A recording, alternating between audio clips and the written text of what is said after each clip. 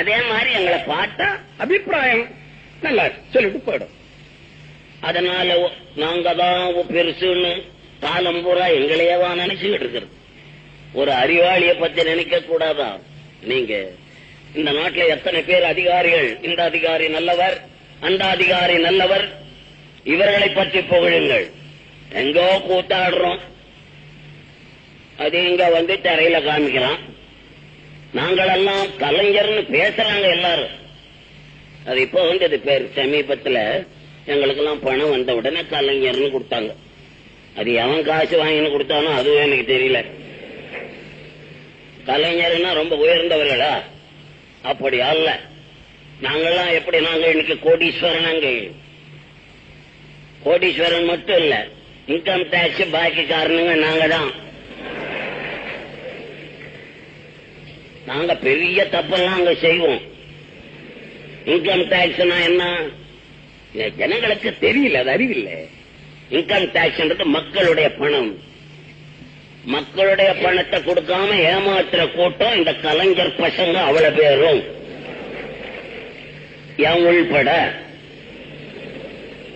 எதுக்கு சொல்ற, நாங்கள் ஏதோ அதுவும் அவங்க எல்லாம் பயந்துங்கன்னு டாக்ஸ் கட்டுறாங்க. இப்போ நான் 13 லட்சம் கட்டணும். அவங்க என்கிட்ட நீ எங்க வாங்க போறேன், நான் எங்க கட்ட போறேன், அது ஒண்ணு இல்ல. வருஷம் வரும், ஆவட்டம் பார்க்கலாம்னு சொல்லி விட்டுக்கிட்டே இருக்கிறேன். எதுக்காக சொல்றேன், நாங்கள் இவ்வளவு தப்பு செய்யறவங்க, மக்களுடைய பணத்தை மோசம் பண்ற ஒரு கூட்டம் இந்த சினிமாக்காரருடைய கூட்டம். இவ்வளவு இன்னைக்கு நாங்க மலேசியா வர்றோம், எங்களை வரவேற்கிறாங்க இந்த நாட்டு மக்கள். எங்க மேல எவ்வளவு பிரியமா இருக்கிறாங்க. புரியாத காரணம், இவங்க அங்க வந்தா திரும்பி பார்ப்பேன்னா எவனாவது கூர்கா போட்டிருப்பான், நாயை கட்டிருப்பான். இவ்வளவுதான். மலேசியாவில இருந்து இங்க இருந்து போயிட்டு வந்தவங்க சொல்றத கேட்டா தெரியலையா? இவங்களை நாங்க ஒண்ணும் இல்லாதவங்க, நாங்கெல்லாம் இன்னைக்கு பணக்காரனா ராவும் பகலும் நினைக்க வேண்டியது உங்களை. நீங்க பார்த்து கொடுத்த பணம், சினிமா டிக்கெட் வாங்கின்னு பாக்குறீங்களே, அந்த பணத்துலதான் நாங்க பணக்காரனானோம். அந்த பணம் தான் உங்களுடைய பணம். உங்களுடைய பணத்தாலே முன்னேறிய கூட்டம் சினிமாக்காரர்கள்.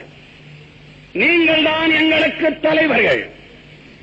அதை விட்டுட்டு எங்களை தலைவர்களாக்கிட்டு ரொம்ப பேர் இருக்காங்க. அந்த நிலைமை மக்களுக்கு வரக்கூடாது என்றுதான் உங்களுக்கு நான் சொல்லுகிறேன்.